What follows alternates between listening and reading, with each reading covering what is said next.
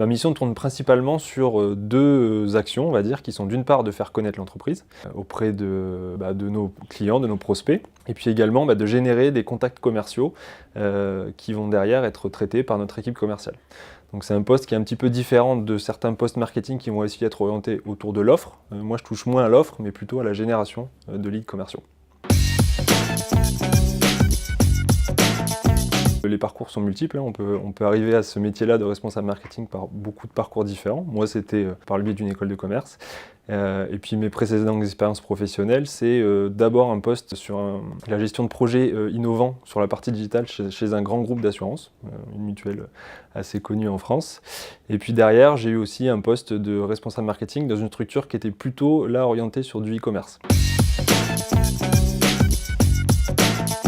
Alors, une journée type chez un responsable marketing, je pense qu'elle n'existe pas, puisque s'il y a une des caractéristiques qu'on peut mettre en avant dans ce métier, c'est que finalement, il est extrêmement multitâche, les journées sont extrêmement variées, et on agit sur beaucoup de canaux différents, des leviers marketing qui sont assez divers. Donc en fait, on ne peut pas avoir de journée type, c'est un peu ce qui est aussi intéressant dans ce métier-là.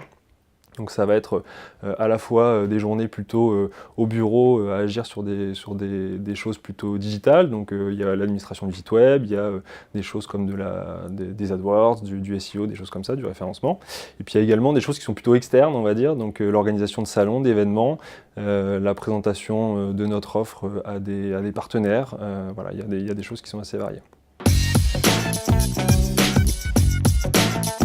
Le premier, c'est la visibilité que va pouvoir acquérir Inbenta sur notre marché. Nous, on a une offre qui est très orientée sur les grands comptes et sur une offre qui est plutôt B2B. Donc voilà, c'est aussi une des spécificités d'Inbenta. Et puis à côté de ça, il y a le nombre de contacts commerciaux qualifiés qu'on va pouvoir générer, puisque l'idée, c'est aussi de faciliter derrière le travail de la force de vente en allant finalement aller chercher des gens qui sont déjà intéressés par les produits qu'on peut proposer et donc qui sont déjà un peu plus matures dans le process de vente.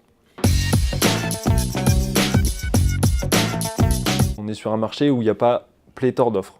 Pour autant, c'est une fonction qui est assez transverse, je dirais, et donc toute entreprise, toute PME, comme un grand groupe, peut avoir des besoins en la matière, donc il y a quand même des opportunités, même si ce n'est pas pléthorique.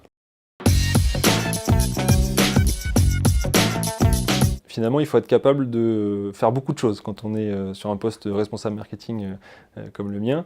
Donc il faut aussi savoir beaucoup faire par soi-même. Donc il y a un côté très stratégique qui est intéressant sur la partie marketing, mais il y a aussi un côté opérationnel.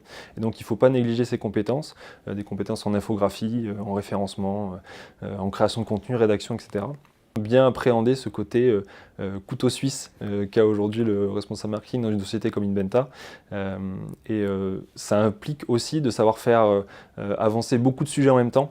Et donc c'est moins un métier de spécialiste que de finalement savoir prendre de la hauteur et puis faire dérouler des sujets très différents, mais il faut qu'ils avancent tous au fur et à mesure du temps. Je pense qu'il n'y a pas de modèle exactement établi puisque les périmètres d'action finalement sont très variables. Aujourd'hui, ce qu'on peut dire, c'est que dans une société comme Inbenta, avec un poste de responsable marketing où on est un peu en autonomie, sans forcément avoir une énorme équipe, avec une expérience de 2 à 5 ans, on peut tabler entre 30 et 40 000 euros, on va dire, de salaire brut annuel.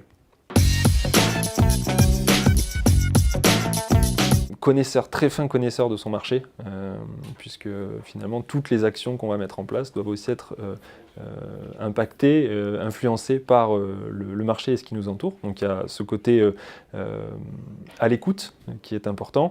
Le côté multitâche évidemment est primordial.